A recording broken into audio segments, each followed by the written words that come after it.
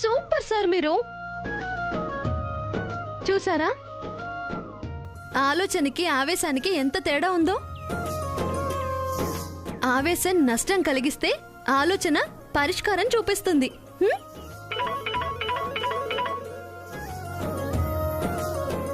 Hello అమ్మా, నా పేరు వీరప్రతాప్. నేను జర్నలిస్ట్ని. ఇప్పుడే మీ పాంప్లెట్ చూస్తున్నానమ్మా. అవునా, చెప్పండి. మీకు ఫుడ్ కావాలా లేదా మీ వాళ్ళు ఎవరైనా మెంబర్గా జాయిన్ అవుతారా? రెండూ కాదమ్మా, మీ ఐడియా నచ్చి మీతో మాట్లాడదామని చెప్పి ఫోన్ చేశాను.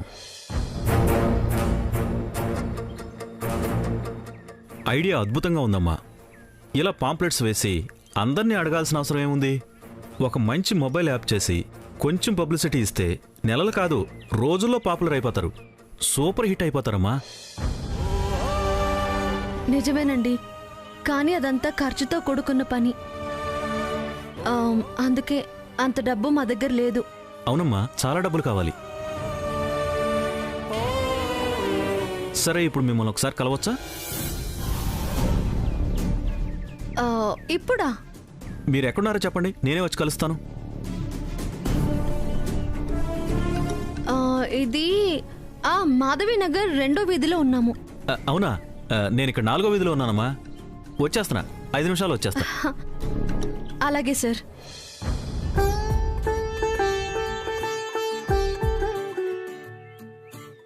టైలర్, ఈ జర్నలిస్టు మనల్ని ఎందుకు కలుస్తున్నాడు? ఏమో సారు.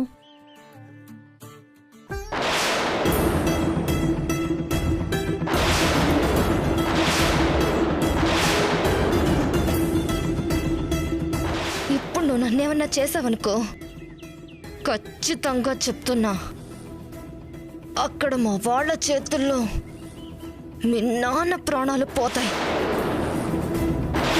నీకు ఒక్కరోజు టైం ఇస్తున్నా. ఈలోగా ఆ షేర్లు, ఆ ప్రాపర్టీస్ అన్నీ మా పేరు మీదకి ట్రాన్స్ఫర్ చేసి ఆ పేపర్స్ తీసుకునిరా. అంతవరకు మీ నాన్న గురించి అస్సలు టెన్షన్ పడద్దు.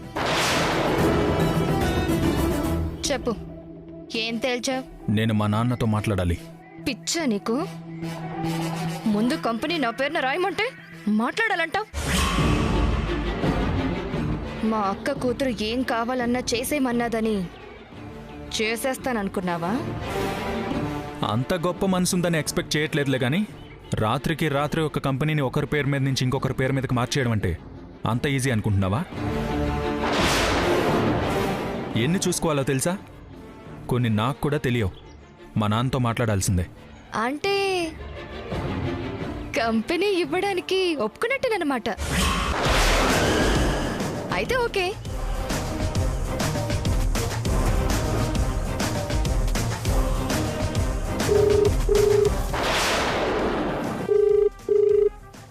రే, వాయుపుత్రకి ఫోన్ ఇవ్వు.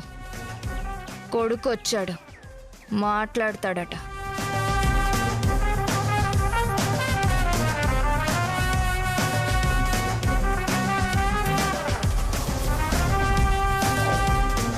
హలో విక్రమ్. హలో నాన్న. నాన్న. హలో విక్రమ్. స్పీకర్ స్పీకర్లోనే ఉండని. No, it's personal.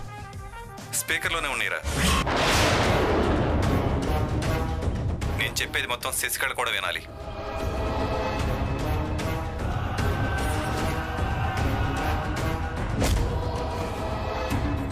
నాన్న, ఎలా ఉన్నారు?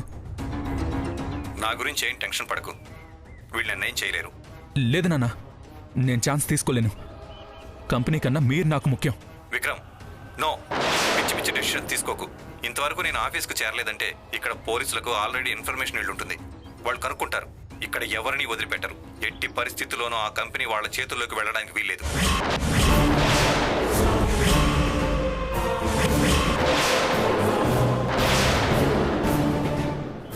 హే హే, ఫోన్ కట్ చేసేవేంటి? నేను మాట్లాడాలి. మాట్లాడింది చాలు. మీ నాన్నేదో ధైర్యంగా మాట్లాడాడు కదా అని నీ నిర్ణయాన్ని నువ్వు మార్చుకుంటావేమో. పోలీసులు ఎక్కడైనా పోలీసులే, మేనేజ్ చేయొచ్చు. నీకు ఇంకొక రోజు టైం ఇస్తున్నాను.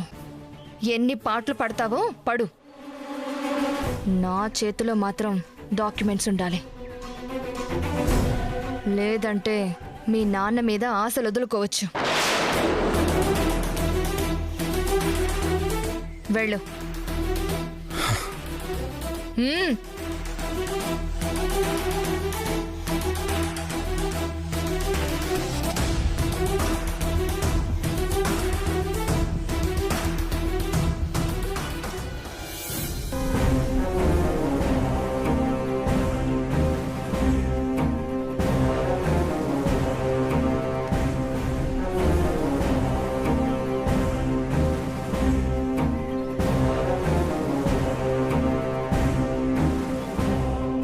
నమస్తే అమ్మా. నమస్తే సార్.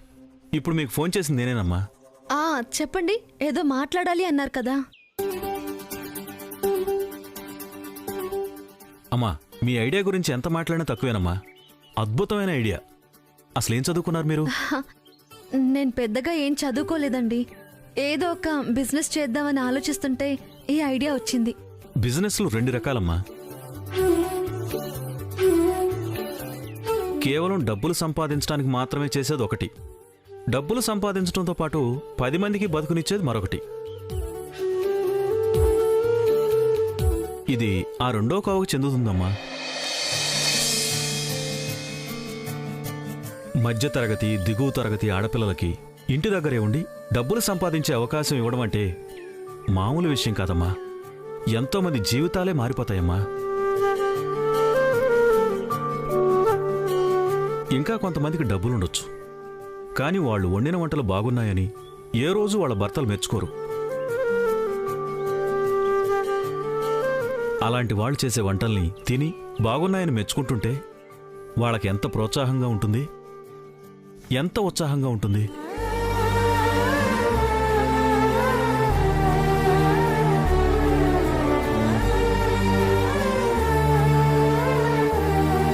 ఇక తినేవాళ్ల విషయానికి వస్తే ఇంట్లో వండిన వంటలు కాబట్టి ఆరోగ్యానికి ఆరోగ్యం, పైగా బయట హోటల్ రేట్ల కన్నా చాలా తక్కువగానే ఉంటుంది. ఏ విధంగా చూసినా అందరికీ మేలు చేసేదేనమ్మా. అంత అద్భుతమైంది. థ్యాంక్స్ అండి. మీరు థ్యాంక్స్ చెప్పడం కాదమ్మా, ఇంత గొప్పగా ఆలోచించే మీలాంటి వాళ్ళని మేం ప్రోత్సహించాలి. లేకపోతే సమాజానికే ద్రోహం చేసిన వాళ్ళం అవుతాం.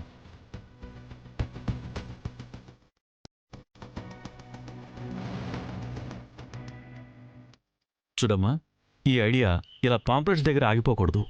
మీ ఫోన్ నెంబర్లతోటే మెంబర్లు తయారవ్వాలి. ఇదంతా జరగాలంటే మీ ఫోన్లో ఒక యాప్ తయారవ్వాలి. దేశం మొత్తం తెలియాలమ్మా. మేము అదే అనుకున్నామండి, కానీ డబ్బులు లేవని చెప్పాం కదండి. బ్యాంకు వాళ్ళు లోన్ అడిగితే షూరిటీ ఏమిస్తారని అడిగారు. అందుకే చిన్నగా ఇలా మొదలు పెట్టాం.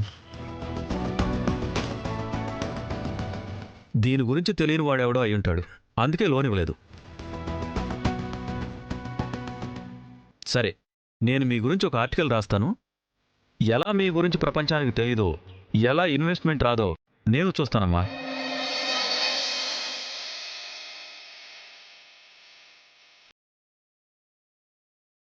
తప్పకుండా వస్తుందమ్మా.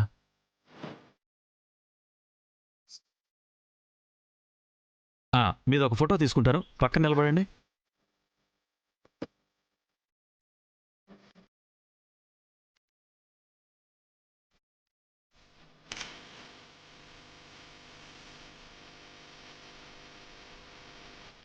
అమ్మా ఆర్టికల్ పబ్లిష్ చేశాక మళ్ళీ వచ్చి మిమ్మల్ని కలుస్తానమ్మా. వస్తాను సార్.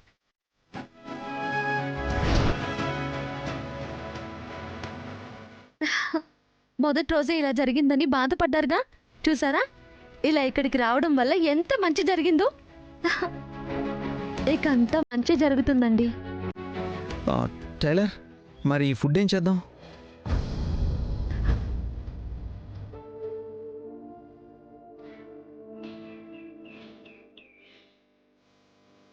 మేడం ఆకలేస్తుంది, ఏమన్నా హెల్ప్ చేస్తారా? ఒక్క నిమిషం, తనకిచ్చేయండి. తీసుకోండి బాబు. అక్కడ కూర్చొని తినండి.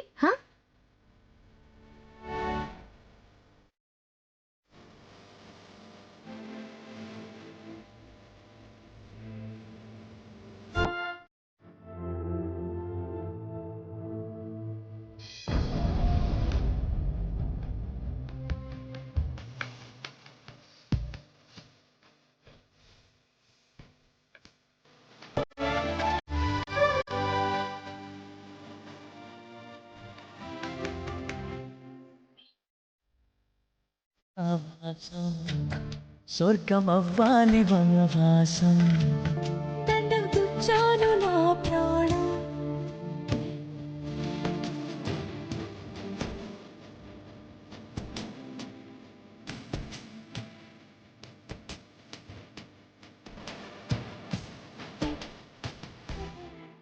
నిండు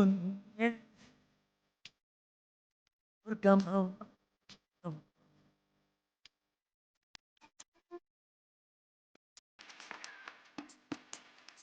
అక్కడ పెట్టేయండి. Thank you madam. పర్వాలేదు.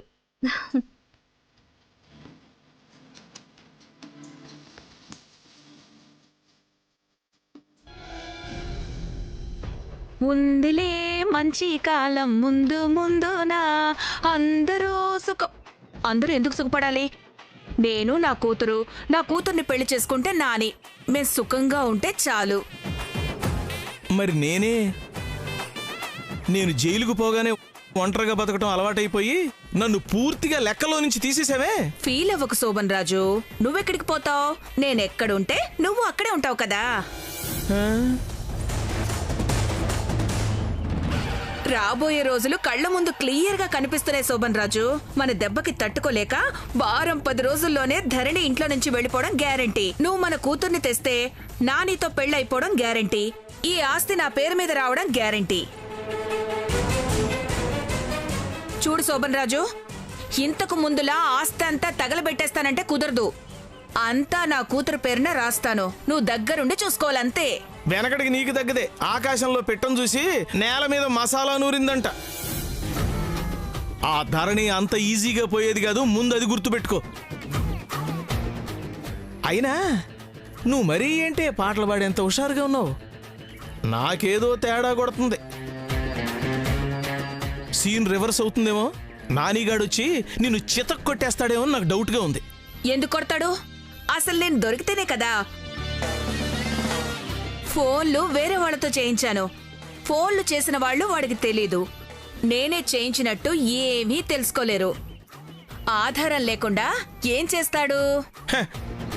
ఆధారాలుంటే గానీ యాక్షన్ తీసుకోవడానికి ఆడేమన్నా పోలీసుడు అనుకున్నావా? పిచ్చోడు.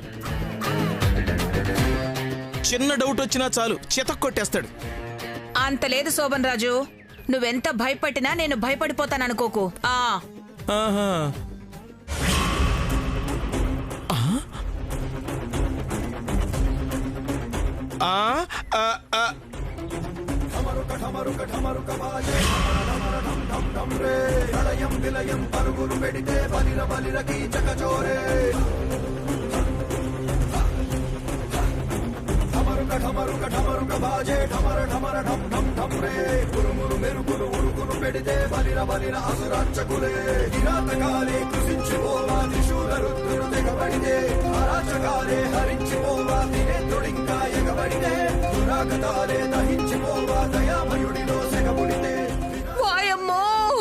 భయపడ్డా కొడతాడన్నావు. అయినా నిన్ను నేనెక్కడ దాచగలనే? ఒక్కసారి చెయ్యొదులు టైలర్, ఒకే ఒక్క ఛాన్స్ ఇవ్వు. మళ్ళీ జీవితంలో ఇలాంటి చెత్త పనులు చేయకుండా, ఇలా పాటలు పాడకుండా నోరు ముయించొస్తాను. వద్దు సారు. సారు,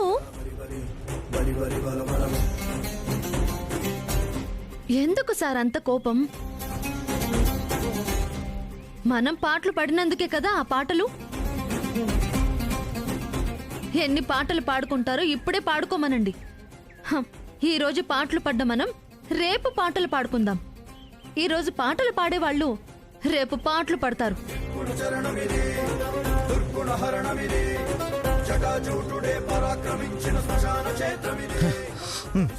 అయ్యో సారు, వద్దన్నాను కదా, పదండి.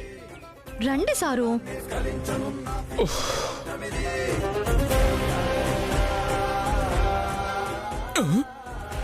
వెళ్ళరా వెళ్ళు.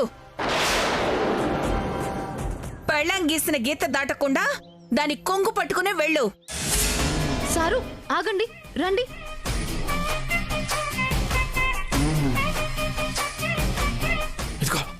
మూసుకో. నువ్వు ఊరుకో శోభన్ రాజు. నా మేనల్లుండి పిచ్చోండి చేసి ఆడుకుంటోంది. ఇలా ఒకప్పుడు దీని మాటలు వినబట్టే బంగారంలా బతకాల్సిన నిన్ను క్యాబ్ డ్రైవర్ని చేసింది. ఇప్పుడేమో రోడ్డు మీద తిప్పుతోంది. సారు రండి.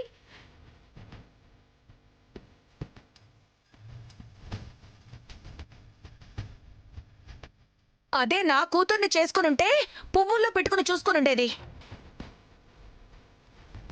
సారు ఆగండి. Sir, sir. వదులు టైలర్.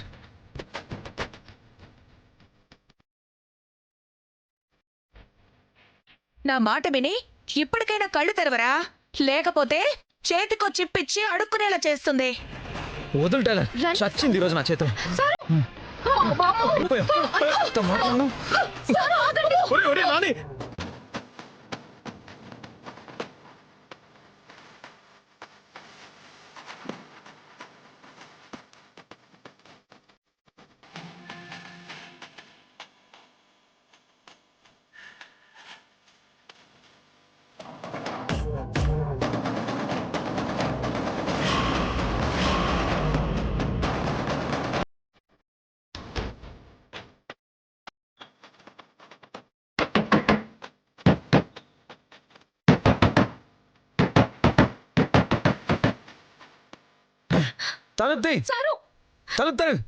తలుపుతీ. వదులు టైలర్. ఇలాగే వదిలేస్తే ఇంకా నోటికి వచ్చినట్టు వాగుతూనే ఉంటుంది. సారు ఆగండి. తలుపుతీ.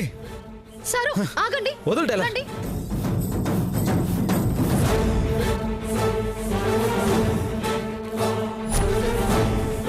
రండి సారు.